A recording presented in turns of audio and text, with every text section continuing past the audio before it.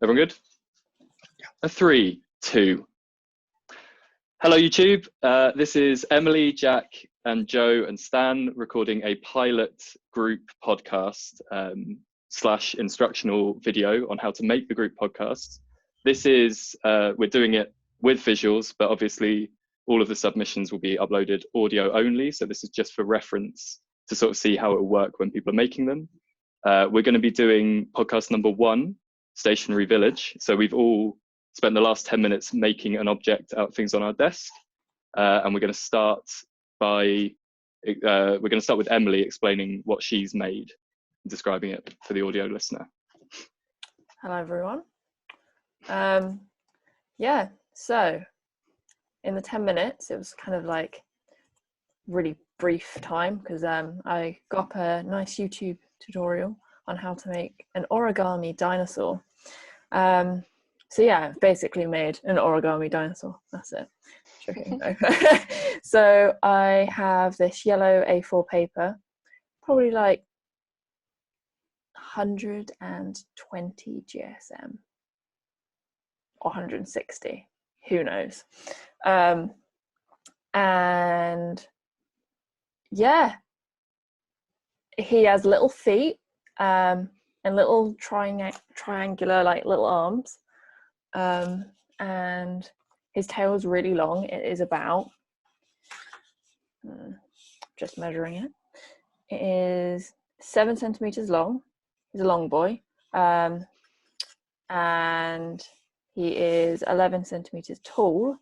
His little arms is half a centimeter, so you know,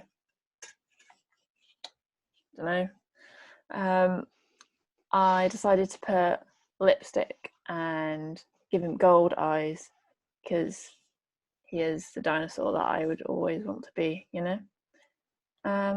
It's quite difficult to make. As you know, he wasn't difficult to make. It was difficult to follow along with the 10-minute time frame because the guy was either like folding really fast or folding really slow. So I had to watch it on 2 times speed and pause quite a few times. So you're following a YouTube video? Yeah, I will actually give that YouTube video a shout out because it was a banger, actually. Is it easy to follow along? Yeah, it was. I mean, yeah. Did it in 10 minutes? Quite impressive. Yeah, it was like, I think I just Googled origami and it was the second one in. And the YouTube channel was called PPO. Like PPI, but PPO. Brilliant. Okay. Yeah. Has he got a name, your dinosaur? I don't know, not yet. Does anyone want to name him? I feel like he should have a name associated with the paper you made. So what was it, 220 GSM? Yeah, or 160. Yeah, 160 GSM. Maybe that's his name. Maybe not. Gary Seymour Mitchell. I knew you were going to say Mitchell. Oh, wow. Thank you. Name for a does he have a purpose? Not really. He's just like, I wanted to make a little mascot for my desk, to be honest. As good a reason as any. Yeah, well, you know, it gets a bit lonely making stuff on your own, so, you know, got to have a little cheerleader by your side all times. I thought, you know, I'll make one out of paper. So what made you choose a dinosaur? Oh, I quite like dinosaurs. They're quite cool. I was going to say, that'd be cool. Yeah, it's that like only child syndrome where you got to have someone by your side constantly. So I've got a paper dinosaur. Yeah. Cool. Does anyone have any other questions about the dinosaur? Do you know what type of dinosaur he is? I feel like he looks like a bog standard dinosaur, really. Maybe a T-Rex. I've not heard of that one. Natural History Museum goer here. He looks like a like if you were going to draw a dinosaur. Actually, no, you wouldn't draw one like this. His head is very like erect. Nice. How many folds did it take? I was thinking about answering that, but not gonna lie, don't really want to. I reckon I reckon it was about, I'd say under 100 folds, I reckon. Between 0 and 100 folds is how many it took. Okay. Yeah. Cool. What is the level of difficulty in origami? I mean, pretty easy. It took me 10 minutes. Yeah. Well, yeah. Challenge was to do it in 10 minutes, and I did it. So yeah. And the guy said it was easy. So, you know, whenever a guy says it's easy, it's easy. What are you going to do with him? What's his future like? Oh, pretty bleak, you know. Oh no. Off to the recycling. No. Immediately in the bin. Yeah. Abysmal. Yeah. I might actually do some origami for my project, not gonna lie, because I quite like doing it. You can make a big origami meteor. What, to kill Gary, or? Yeah, maybe. An origami, Yeah. An origami meteor for our listeners is essentially you get a piece of paper, probably some work that you just don't really like, and you just scrunch it into a ball, essentially, and you just throw it wherever you want. Throw it at Make sure things. it's between 0 and 100 folds. Yeah, only. Okay, great. Do you feel like you've explored that enough, Emily? Is there anything else to say about Gary? I wish I did. I wish I folded him a bit nicer, because he's got some like stray bits that are kind of pissing me off, but that's fine. I think that can be part of his charm. Yeah, you know, he's rough and ready. Prototype. Yeah. You should make him a lady friend. Yeah, maybe I should. All the male friends. That's a tangent we're going down now. Yeah, we don't discriminate. Non-binary friend, you know. Yeah. Fluid. Lovely. Stan, you going next? Okay. In which case, shall we move on? Let's move on to Jack. Are we doing it first name alphabetically rather than surname alphabetically? I assume it was surname alphabetically. I was going first name, but we can do either. Oh, okay. It's up to you, Jack. I can do mine next. That's cool. Yeah. Oh, I We're only going have from my first name on here. Yeah, Oh, really? so we'll have Okay, to I go can see first everyone's. names. Okay. So we've gone from Emily with an E to Jack with a J-A. That's correct. That's how the alphabet works for definite. Yeah. What have you made? I have made essentially it's what I think, as I sort of realized as I was making it, is I think it's in some way a kind of circuit board that is powered by organic decaying material. So it's got a flat piece of about A5 glass sitting flat on the desk, and then in one corner is a moldy apple core that I had from an apple I had yesterday, and kept it on the desk. That's gross. Especially for this. Yeah, a little bit, but I usually am very good throwing stuff away, but not this one because I kept it for this. It has, as a demonstration, it has a USB cable coming out of one end of the Apple core, and that trails off on the desk. It has two metal pins in it, which I figured are kind of like connectors. It is attached to a pink post-it note by the stem of the apple using a paper clip, and there is a piece of nail sticking out of the other end of the post-it note, and that is connected to a piece of a bracket that I had, which is like a steel clothes hanger for the wall, and the apple core is kind of just resting on that. And then we have the wire kind of trails off over a little sketch I did on the piece of glass using just a Sharpie pen of a kind of circuit board demonstration. So I figured it was beginning to look like something that you might have on like either a really small scale or like big scale. You could imagine this being a model for a perhaps a a new way of urban planning, almost like a new form of renewable energy, directly using the decaying process of the apple. Not quite figured out yet how that would actually scientifically work, connecting the USB cable, but I think I'm willing to pursue that as an interesting What are thing. you going to use it to power? I figured that it would be used to power, for example, like really small kind of objects, say. So it might be used to power your phone charger, or your desk fan if you have one.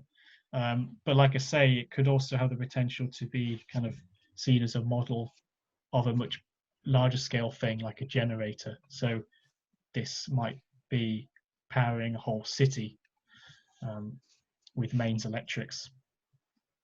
What types of items can you use as the power source for it? I suppose anything that has is organic and is in the process of decaying. So it happened to be an apple core this time. It could also be maybe a vat of orange peel. It could be vegetables, if you put like your compost there. So a bit like what's the Biofuel? biofuel, yeah, a bit like that. But it's directly connected to the thing, which is the process of it decaying. So just any organic decaying biological waste. Yeah. Cool. Yeah. Vegetation, preferably. Yes. So something which is like easily used and then discarded. What would happen if you plugged yourself into it? Well, this is just a model, so probably not much. If you plugged yourself in, I wouldn't want to do it when this goes, industrial scale, because It would be quite funny, like if you plugged yourself into it and like one day it starts like charging up, you're like, oh no, I'm decaying. I'm over the hill. My time's up, best before date. Oh no, yeah. Or you actually decay, so it actually ages people.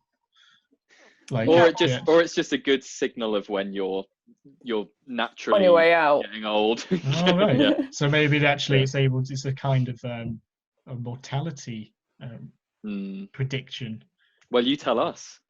Well, no, I'm just it's speculating on something. That the making process was all about kind of seeing what I could come up with in 10 minutes, and how the actual act of using the materials I had and my hands could sort of direct my approach to thinking about what it could be used for. So it's open to interpretation at the moment, I feel. Great. I think the post-it note said so. Sorry. Yep. Oh, sorry. I was just going to ask, could I how moldy is the apple? It's about a day old now. Maybe a bit less. Smelly? No, not really. It's quite clean. Dry? Yeah, it's a bit dry. Well, yeah, it's a little bit dry. A bit wrinkly. Still, disclaimer, I am very good with tidying my space and putting things in the bin. But I felt it could be useful on this occasion. So glad you've put that disclaimer in. We were going to judge you horrendously. I know. I'm just making sure that everyone knows that it's a really difficult challenge, because my desk is quite clean and I had to really rummage around in my drawers to find things that might be useful. Right. Do you have any more questions? I think we've explored it quite well. Yeah. I think we can move on to find out what Jo's been making in her 10-minute slot. This is moving from Jack, J-A, to Joe, J-O, just slightly up the alphabet. Cool. Bizarrely, I've done a similar thing to Jack. But instead of using an apple, I've connected wires to my arm, and they lead to a set of playing cards. I've got a jack, a queen, and a king, all on separate bits of wire that form into one. I have no idea what that type of wire is called. So, What does it look like? The wire? Feed. It's like it has three connections, or like outputs, and they have different colors on. So there's a green one that says F on it. So I'm guessing that's maybe front or something, because the other one is a yellow L, so left connection, and then right connection is red. That doesn't really mean anything. There's no particular order of things. But then they feed into a larger wire that I had to connect by just tying the wires around each other, because I didn't have time to find another way to do that. And then that feeds into this weird sort of, it's actually a microphone, but it looks weirdly sinister when it's connected to my arm, like it's taking my blood. So I thought, maybe I can, maybe it could be like it's sucking out my life force, and it's going through the wires and then out into the characters that I've sort of produced with these cards, and it's bringing them to life by taking my life force. It's like an extension. It's like the evil version of what Jack made. Yeah. Really? I just got a bit more sinister with it. Way more Frankenstein. So I'm dying. What does it mean to be giving life to the characters on the playing cards? What happens to them? I don't know. Presumably, if they ever come to life, that means I'll be dead. But 3 new lives, you know? Yeah. Or maybe this is sort of like a metaphor for the earth, which is myself, giving life to its well, I guess they don't live on me, so I mean, I don't know. Parasites. They're using me. They're living off me to fuel themselves, and yeah. Do you think it has any resemblance to being about some sort of comment on gambling culture, or like the idea of putting your all into something? Maybe. That Maybe. could definitely be that. I just had a similar issue of having a vaguely clean desk. I don't normally keep a lot of clutter on my desk, so I just tried to do what I could with the objects I had, which is the point. But yeah, I went speculative and weird sciencey stuff. What year are we in with the contraption you've made? Oh, definitely the future, I think. My favourite year. Yeah. Sometime soon. Let's put a pin in it. What sort of year? Well, playing cards are still a thing, so maybe not that far into the future. Are we going to phase them out? I hope not. I like playing cards. But maybe they'll be just digitalized. Okay. Maybe they're just holograms now. Yeah. Or maybe they can project things. So like this is just the surface, and I'm forming like a hologram of some sort that stands on top of the card, so they come to life that way. performing a ritual before your nightly card game, your weekly poker game, and everyone performs this ritual of giving their life force to Giving life to the these cards. cards, which may or may Yeah, not be exactly. may or may not be projections of yourself by that point. So they're actually able to play the game for you, almost, with you actually just injecting your being into them. Yeah, we have to conduct a sort of seance beforehand. Mm. So the spirits of the cards are with us. Who do you think you could see kind of using it, if anyone?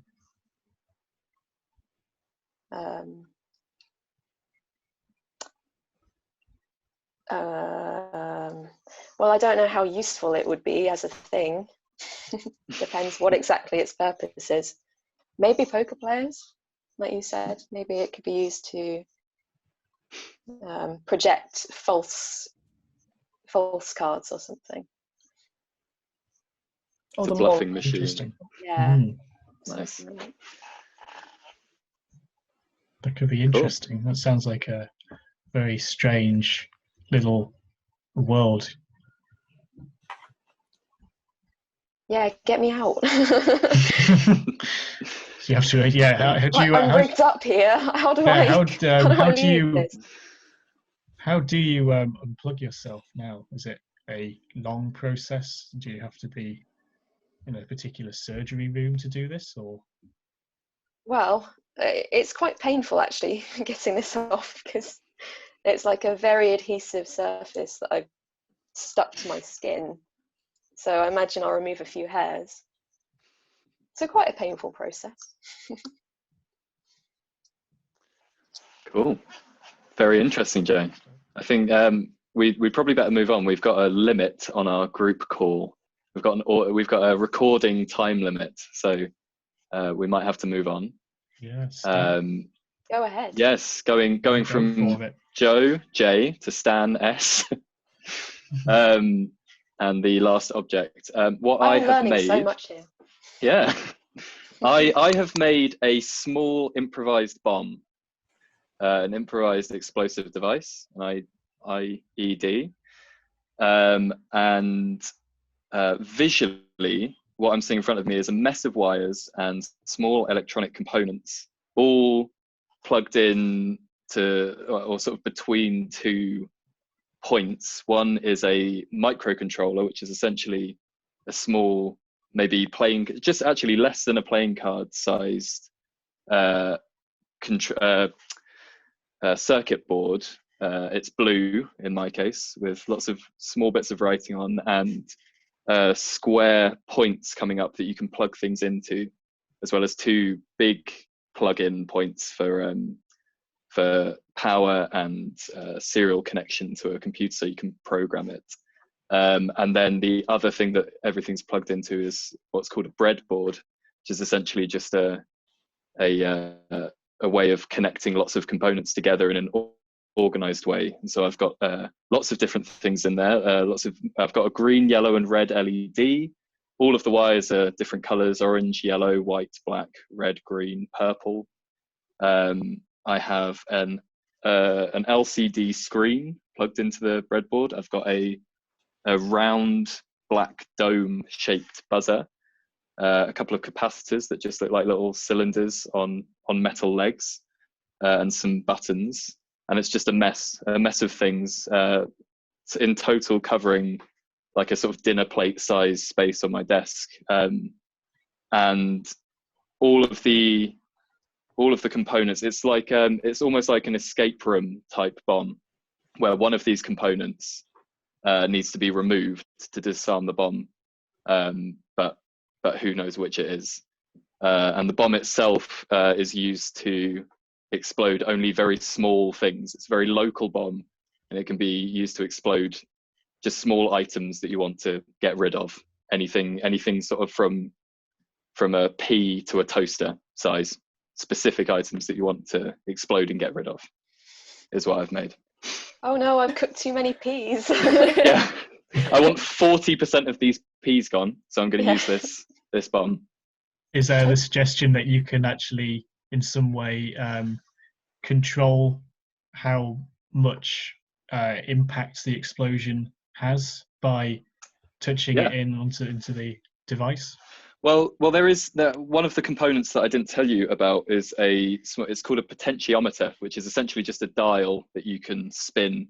It's about the size of a tic tac poking upwards from the breadboard, and you can spin it with your thumb and forefinger, and that's used to control how big the explosion is.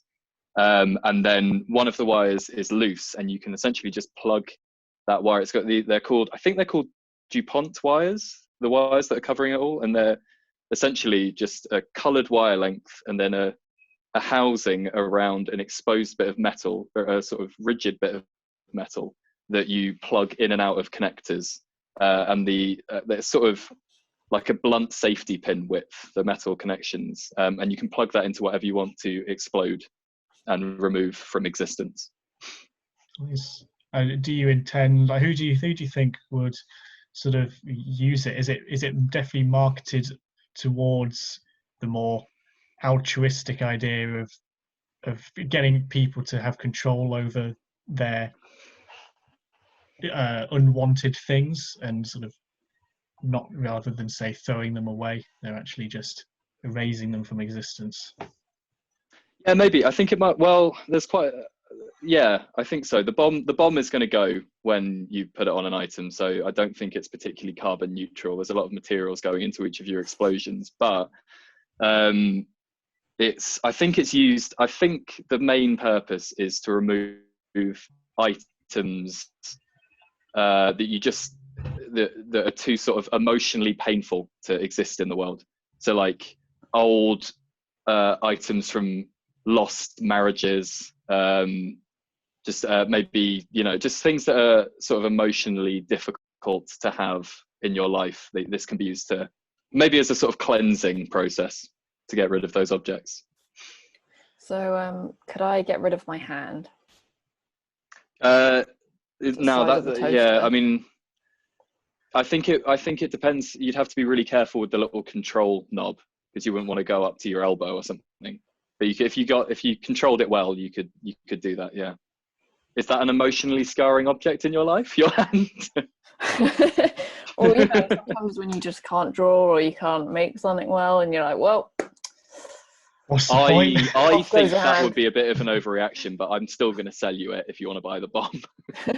What if you strangled someone, you murdered someone with your two hands? And you were like, I can't live with these hands anymore. So perfect. There we go. Yeah, you're going to need to buy two bombs, unless I guess you could just grip and plug it in. But then how are you going to set the bomb off?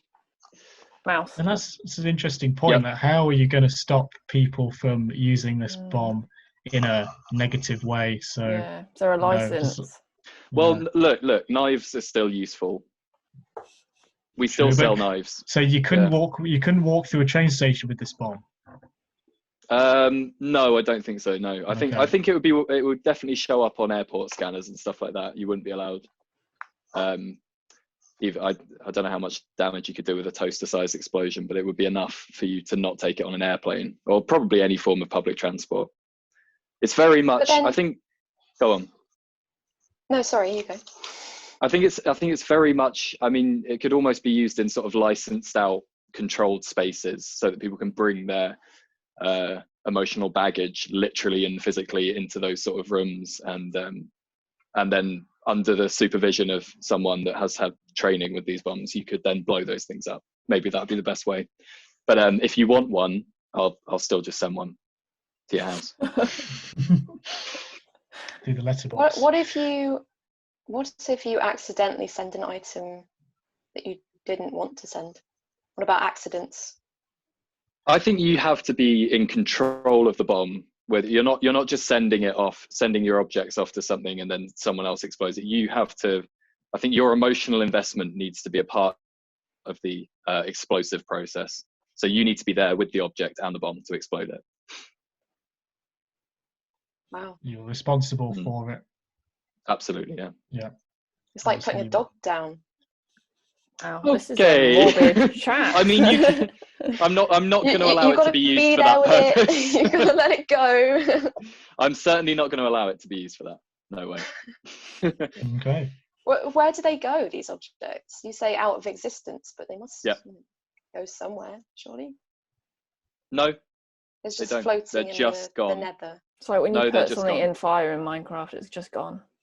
Yeah, it just doesn't exist anymore. Rough. It's digitally Perhaps- removed.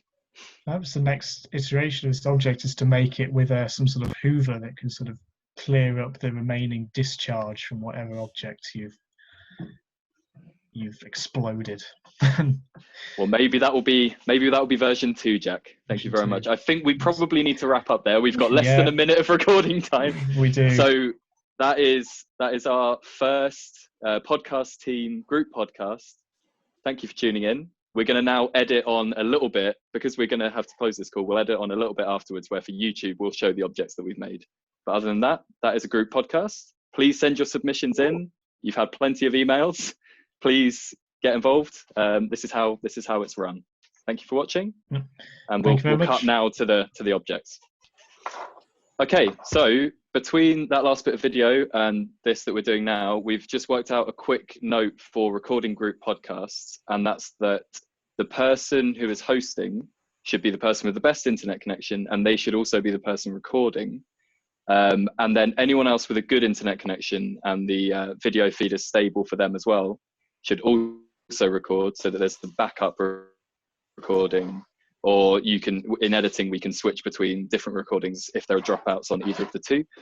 Because from my recording, I had bad internet connection in that last one, and I was dropping out a lot, but everyone else was working fine. So just for code of conduct for recording the group conversations, just make sure if you're not recording and you get dropouts, don't worry about that. Just roll with it. Don't try and stop the recording, because the host is probably seeing everything fine and it's probably just on your end. So just make sure that whoever's recording is the one that gets people to repeat themselves if they drop out. That's it. Other than that, here are the objects we made. We'll start with Emily very quickly. I was just going to say... Actually, let's... Oh, no, go on. I was going to say, adding to that, you just did like a prime example because you kind of lagged out a bit. Okay. Yeah. So what did I lag out on? Don't know, just talking, but you still made like sense, so... Essentially, if you are the one recording, you're the person that controls whether people repeat themselves or not, because you're the one that knows whether the recording has audio issues with it at all. Just code of conduct for group interviews. But Joe's phone is on 5%, so we're going to see Joe's object first. This is just the bit for YouTube. Obviously, in the actual audio podcasts, there won't be a show and tell bit for this. It's all done through your description. But for YouTube, this is what Joe made.